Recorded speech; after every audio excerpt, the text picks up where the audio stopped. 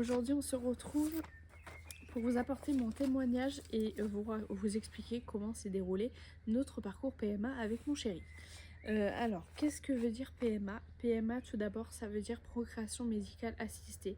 Donc, dans les grosses lignes, ça veut dire que vous devez vous faire aider par une aide médicale pour tomber enceinte. Voilà. Pour tout vous recontextualiser un petit peu, mon conjoint et moi, nous sommes ensemble depuis 2015. En 2021, on décide tout simplement de fonder notre famille. Donc de là, j'arrête la pilule, on prend rendez-vous chez ma gynéco, on lui explique notre désir de fonder une famille tout simplement. Est-ce qu'il y a des examens à faire, tout tralala quoi. Elle me prescrit de la vitamine B9, donc de l'acide folique, elle me fait un frottis, tout va bien. Mais aux alentours des 8-9 mois à peu près, toujours aucun résultat, il n'y avait pas de grossesse en vue, il n'y avait rien du tout. Et puis j'avais ce pressentiment qui me disait il y a quelque chose, va consulter, il faut faire des examens complémentaires. Donc ni une ni deux, moi je prends rendez-vous chez la gynécologue, je lui explique un petit peu mon pressentiment, tout ça. Et là elle me prescrit les examens du coup, à moi et à mon chéri. Moi j'avais des hypersalpingographie, pardon, j'ai du mal. Une échographie pelvienne et une prise de sang, une grosse prise de sang. Mon chéri aussi avait spermogramme et échographie des parties génitales. Donc moi l'hypersalpingographie je ne l'ai pas faite. Mon chéri lui par contre a fait tous ses examens. Et puis un jour on reçoit le spermogramme qui disait que mon chéri faisait de l'asténosospermie. Donc en gros c'est une perte de mobilité des spermatozoïdes. J'appelle ma gynéco, elle me dit de but en blanc, sans délicatesse, sans rien. Je lui demande de m'expliquer qu'est-ce que veut dire ce terme. Elle me dit il faut que vous passiez par la PMA pour espérer tomber enceinte. Pardon. D'accord. Donc là elle me dit ça du but en blanc. J'ai été choquée, donc là choquée quand même. Je raccroche et je fonds en larmes, mais je fonds en larmes.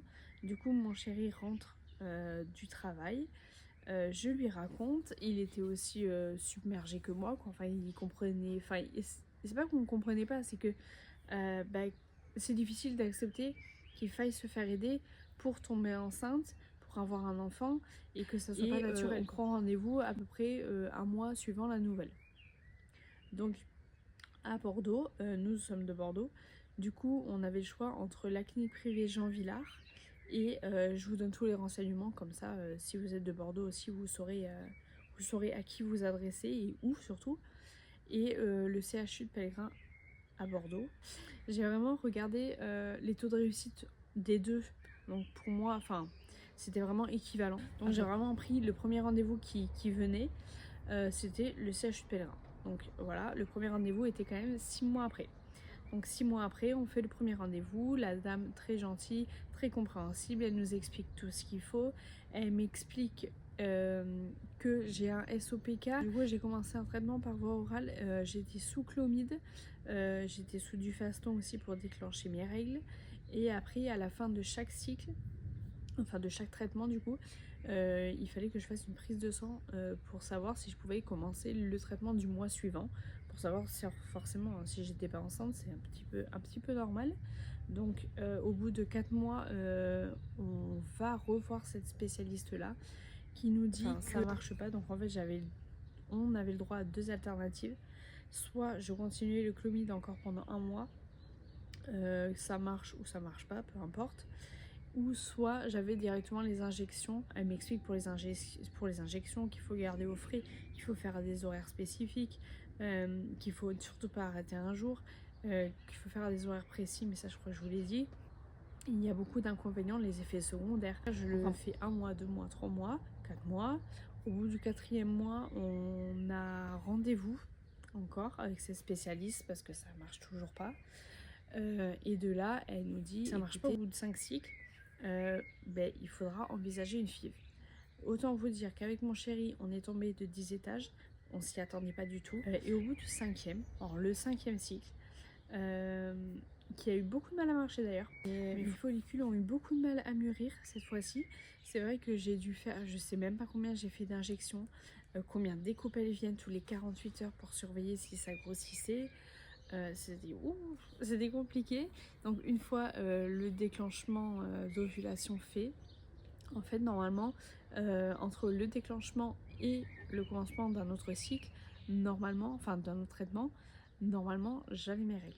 Là je ne les avais pas, du coup j'avais un retard, mais en plus de ça j'avais quand même des symptômes que je pensais que c'était juste le traitement ou quoi que ce soit, mais pas du tout en fait. Et du coup j'avais mal en bas du ventre, du coup c'était les douleurs ligamentaires. De toute façon il fallait attendre 15 jours après le début, après la piqûre d'Ovitrel. Du coup Ovitrel c'était pour déclencher mon ovulation. Et donc j'ai attendu ces fameux 15 jours qui étaient très longs. Je fais ma prise de sang et il me semble que c'était fin janvier ou début février 2024. Donc je fais ma prise de sang et là je l'attends toute la journée. J'attends la réponse toute la journée. De base c'est hyper rapide, surtout que vu que je suis suivie à l'hôpital, du coup je suis passée en prioritaire parce que du coup je suis en traitement machin et tout. Et là de base c'est genre de 1 à 2 heures. Voilà le délai, sauf que là j'ai attendu toute la journée. Je l'ai fait à 18h, enfin je l'ai fait à 10h le matin, j'ai reçu les résultats à 18h30. Donc autant vous dire que j'ai angoissé toute la journée. J'arrêtais pas de remonter, de rafraîchir la page de mes mails pour savoir si j'avais une réponse du laboratoire, une réponse de ma médecin spécialiste. Rien du tout. J'ai passé des petits mails à mon médecin, je lui ai dit est-ce que c'est normal qu'il n'y ait pas de résultats? Est-ce qu'ils n'ont pas oublié de vous envoyer les résultats? Est-ce qu'ils n'ont pas perdu carrément? Donc voilà. Et là, je passe ma journée, je débauche, je rentre à la maison environ 18h30, je regarde mon téléphone une énième fois, et là j'avais peu d'espoir. Je me suis dit, bon, à 18h30, franchement, il y a peu de chances qu'on m'envoie les résultats. Et là, je rafraîchis la page, et là je vois le résultat. Enfin, je vois le mail du coup, et sur le mail, je vois les deux premières lignes, et là il y a marqué, félicitations, vous êtes enceinte. Donc j'avais en plus les résultats du labo, donc avec mon dosage bêta-HCG, pardon. Notre parcours PMA s'est terminé avec mon chéri. Donc je l'ai annoncé un peu comme ça à mon chéri du coup. C'est vrai que je comptais acheter un petit pyjama, tout ça et tout. Mais non, en fait j'étais tellement euphorique, j'étais tellement dans le truc, j'ai tellement pleuré et tout, de joie, hein. Mais du coup j'ai pas eu le temps de lui annoncer autrement. Mais c'est pas grave, de toute façon il savait que j'allais faire une prise de sang, il attendait aussi les résultats, on attendait depuis 1 an et demi, donc voilà. Mais écoutez, c'est pas grave, je regrette rien du tout. Notre parcours était pas facile, effectivement, on va pas se mentir, notre parcours ou même d'autres parcours aussi, c'est pas simple, hein, ni pour un couple, ni pour des personnes seules. Surtout, moi je pourrais vous conseiller, nous dans notre couple, ce qui nous a aidé, c'est quand même la communication. C'est vrai qu'on en parlait, alors, au début non, mais après on en parlait librement. Après moi j'en ai parlé le jour même à mes parents du coup. Et puis eux pareil, ils ont été d'un soutien sans faille. Après il y a des personnes qui veulent pas forcément le dire parce qu'ils ont honte d'être dans ce parcours, mais moi je peux vous dire qu'il n'y a aucune honte à avoir. Malheureusement il y en a de plus en plus.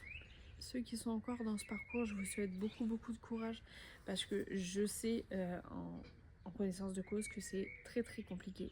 Ça peut être compliqué au sein du couple comme je vous l'ai dit auparavant, ça peut être compliqué mentalement parce qu'avec les doses d'hormones, les effets secondaires, tous les examens et tout, ça peut se comprendre. Et physiquement aussi parce qu'on peut changer, on peut prendre du poids, on peut perdre du poids, enfin il peut se passer plein de choses en vrai, chaque corps réagit différemment. Une dernière chose, alors je sais c'est facile à dire, moi on me disait pareil, mais gardez espoir. Moi je sais que maintes fois j'ai voulu arrêter toutes les procédures. Je me disais chaque mois non mais ça marchera jamais. Je me rappelle encore dans ma salle de bain quand j'avais le test de grossesse négatif dans la main, je me disais que j'arriverais jamais, qu'on serait jamais parents, que je deviendrais jamais maman, tout ça. Mais la preuve est que ma fille est maintenant 19 mois, nous sommes les parents les plus heureux du monde, les plus chanceux. Nous avons une petite fille extraordinaire, c'est notre bébé miracle. Alors c'est vrai que nous on a traversé cette épreuve pendant un an et demi. Je sais qu'il y en a c'est beaucoup plus. Mais je me dis que maintenant qu'on a traversé cette épreuve, on est capable de tout surmonter ensemble. Voilà, on est toujours main dans la main, on est soudés.